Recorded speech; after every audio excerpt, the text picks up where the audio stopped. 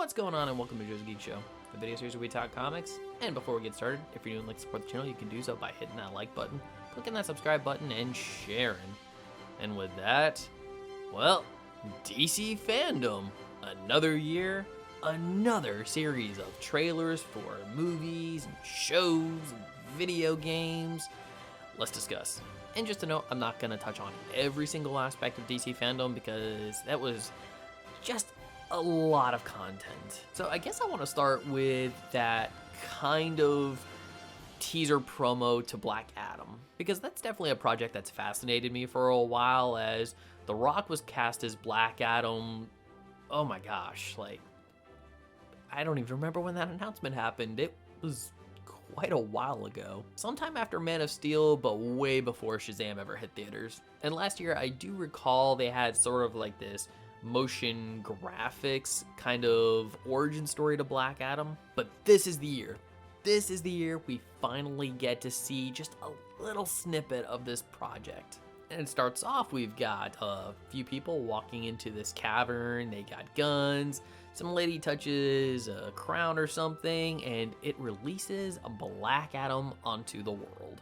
Oh yeah, and then Black Adam just straight up annihilates everybody. I especially really dug the scene where Black Adam picks up that dude and just, electrocutes him, Raiden style. And hopefully it won't be too much longer before we can actually see the movie finally. Or dang it, at least a full trailer. But also included in here were some interviews, of course, with some of the cast members. And I do gotta say, I like Pierce Brosnan as Dr. Fate in terms of the casting choice. Because when I think of Dr. Fate and I apply Pierce Brosnan's voice onto him, yeah, that actually, I think it could fit very well. And I do admit, it will be cool to see some characters like Hawkman or the Atom Smasher, Cyclone, and even Isis. I just hope it won't be too long before we get an actual full trailer of the film, but for now, I remain intrigued.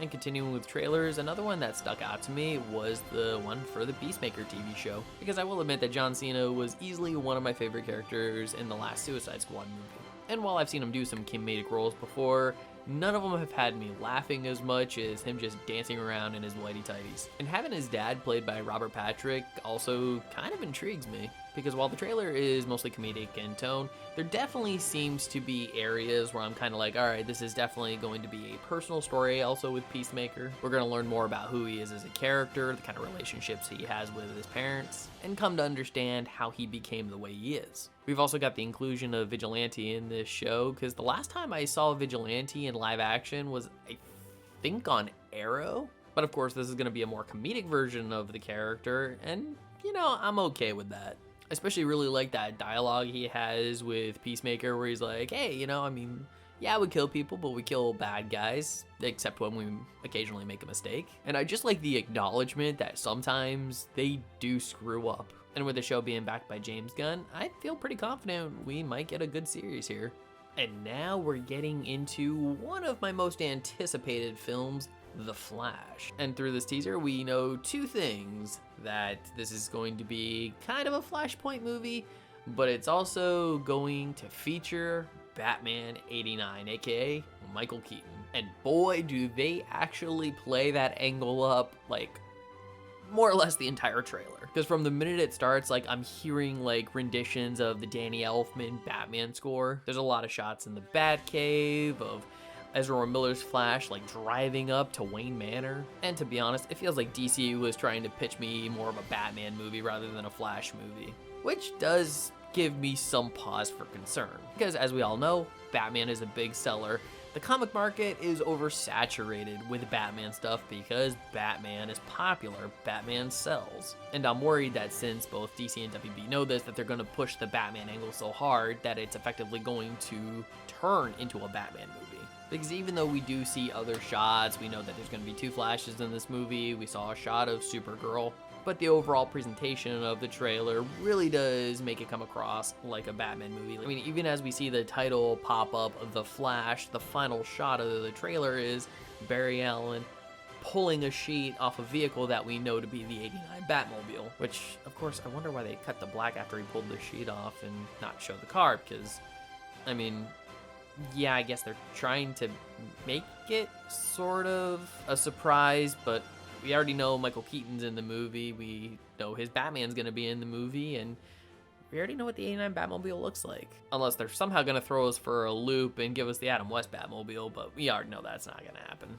Again, the movie does look interesting, but I am going to have some reservations because, you know, I've wanted a Flash movie for such a long time, and if the Flash ends up getting sidelined in his own movie, I'm gonna be disappointed. So I guess the question is there anything that I saw that just pumped me up, super full of excitement? Why, the answer is yes. Yes, there was. And much like how the Flash's teaser came across as a bit of a Batman movie, I am also excited for a Batman movie. And that, of course, would be... Hey. Oh. I'm sorry, do you want to take this one? Yes. Yes, I do. Very much. And presenting this next segment is The Goddamn Batman. Yeah. Took him long enough, too. Kind of forgets that I still exist. So now it's time to talk about the new trailer to Matt Reeves and Robert Pattinson's The Batman.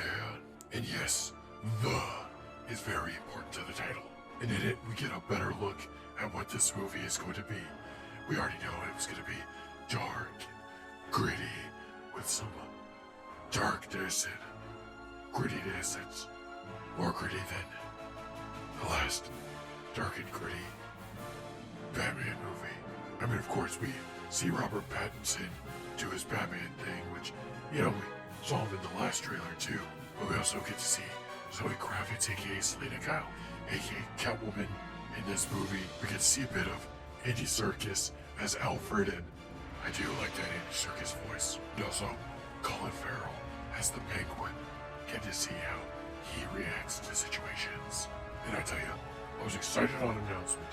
I was excited when the first trailer dropped, and I'm even more excited now because there's no doubt in my mind that this movie is gonna be absolutely spectacular.